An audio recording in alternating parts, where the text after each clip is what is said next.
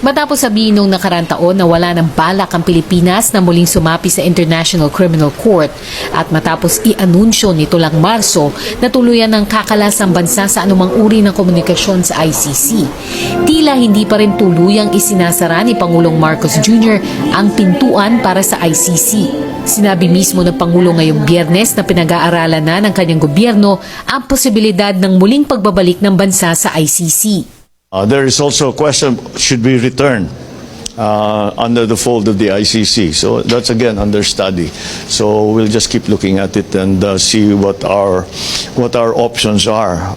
Ito'y sa gitna ng pagtalakay ng Kamara sa mga resolusyong humihimok sa gobyerno na makipagtulungan sa investigasyon ng ICC sa madugong war on drugs ni dating Pangulong Duterte. This is not unusual. They are just expressing or manifesting the sense of the House that perhaps it's time to allow or to cooperate with the ICC investigations.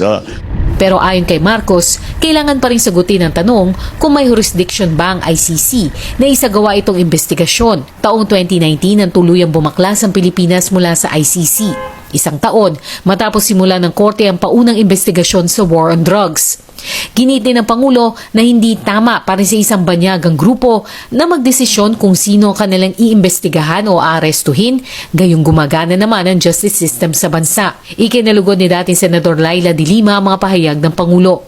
My position has always been to allow the ICC to investigate.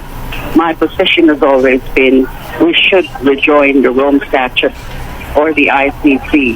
Handa naman si Senator Bato de la Rosa na dating PNP chief ni Duterte sa kung ano man ang magiging kahantungan ng pahayag ng Pangulo. I'm willing to be tried by a Filipino court. But by a foreign body. But by a foreign body, I am not willing. But it is not an indicator that lalayasan ko kayo. Para naman kay Justice Secretary Jesus Crispin Remulla, kailangan pag-isipan mabuti at huwag magpadalos-dalos sa desisyon na ito. Pag-aralan natin ito bilang isang bansa. We are better than that to just jump into the fray because somebody said we should. May panawagan naman kay Pangulong Marcos, ang isang human rights lawyer na nagsisilbi ring assistant to counsel sa ICC. Sa maximum po, maging miyembro po ulit tayo ng ICC at mag-cooperate ng buong buo dito sa investigasyon sa Pilipinas. Importante po ito para maipakita niya na talagang committed siya sa human rights. Sa minimum, kung maaari ay huwag harangan yung investigasyon ng ICC. Nauna nang pinanawagan ni Vice President Sara Duterte sa mga mambabatas na respetuhin ng unang pahayag ni Pangulong Marcos Jr. na tapos na ang pakikipag-usap ng bansa sa ICC. Sagot naman ni ACT Teachers Party List Representative Franz Castro. Ito ay trabaho naman ng House of Representatives at ginagawa natin yung ating tungkulin. Itinanggi rin ng mga mambabatas ang mga alegasyon na target ng ICC probe resolutions ang mga Duterte. Pia Gutierrez, ABS-CBN News. Thanks for watching.